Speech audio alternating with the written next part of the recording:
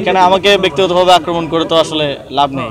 ভারতেরই ক্ষতি হবে, কারণ আমদানিটা ভারত বাংলাদেশে বেশি রপ্তানি করে থাকে। আপনারা জানেন যে বিষয়টা এখন যেহেতু আদালতে বিচারাধীন আছে, আজকে আমি দেখলাম হয়তো একটা শুনানি আছে, তো আদালতে বিচারাধীন বিষয় নিয়ে কোনো মন্তব্য করা এখন সমীচীন হবে না। দেখা যাক শুনানিতে কি রায় আসে বা কি নির্দেশনা আসে।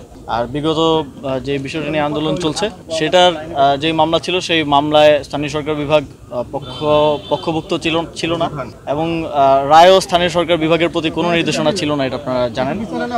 এবং যেহেতু নানা ধরনের আইনি জটিলতা তৈরি হয়েছে, ম্যাথ সংক্রান্ত জটিলতা তৈরি হয়েছে, এই জটিলতাগুলো নিরসনে আমরা আইন মন্ত্রণালয়ের মতামত চেয়েছি, এবং আমরা জানতে পেরেছি যেহেতু একটা রিট পিটিশন হয়েছে, আমরা লিগ্যাল নোটিশও পেয়েছি, এবং ওই রিট পিটিশনের শুনানি হয়তো আজকে হওয়ার কথা। তো এই একদিকে বিচারাধীন, আরেকদিকে যেসব আইনি জটিলতা অ্যারাইজ করেছে সেগুলোর সমাধান হলে আমরা কোনো একটা সিদ্ধান্তের দিকে যাব। এই ঈদে জামা জুতো অ্যাক্সেসরিজের ডিসকাউন্ট।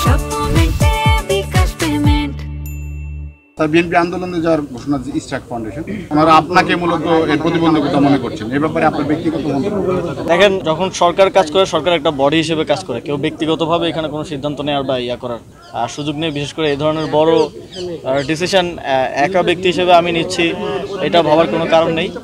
আর যেহেতু এখানে আইনি জটিলতা আছে এবং আদালতে বিচারাধীন বিষয় আছে, এখানে আমাকে ব্যক্তিগতভাবে আক্রমণ করে তো আসলে লাভ নেই। আদালতের যেই আইনি লড়াই সেটা লড়তে হবে, এবং যে জটিলতাগুলো আছে সেই সংক্রান্ত আমরা আইন মন্ত্রণালয়ের মতামত চেয়েছি। আইন মন্ত্রণালয় যেহেতু এক্ষেত্রে বিশেষজ্ঞ, তাদের মতামতের ভিত্তিতে হয়তো আমরা একটা সিদ্ধান্তে পৌঁছাতে পারবো। মাননীয় উপদেষ্টা, ভারতের নিষেধাজ্ঞার ফলে আমদানিতে বেনাপোল সীমান্তে শত শত ট্রাক আটকে পড়েছে, এতে করে ক্ষতিগ্রস্ত হচ্ছে ব্যবসায়ীরা। আপনাদের কি কোনো উদ্যোগ আছে কিনা?